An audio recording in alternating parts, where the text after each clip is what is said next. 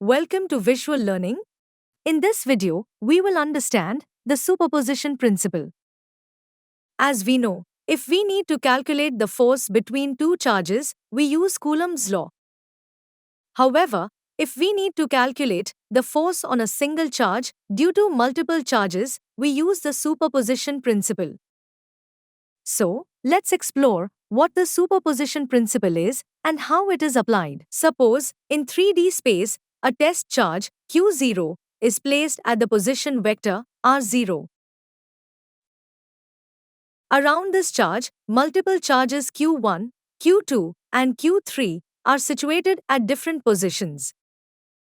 The position vectors of these charges are R1, R2, and R3, respectively. Now, as we know, each charge exerts a force on another charge. Therefore, due to these three charges, the charge Q0 will experience a force which we can represent using force vectors.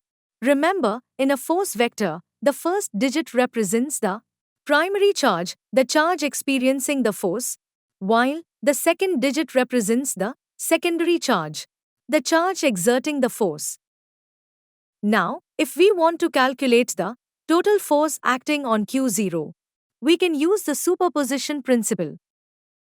According to the superposition principle, total force equal to vector sum of forces exerted by all charges. According to Coulomb's law, the force between two charges is given by. We can represent this in vector form as follows. Calculating the individual forces exerted by the three charges, we get the following equation. Now, we can substitute these force values into the total force equation.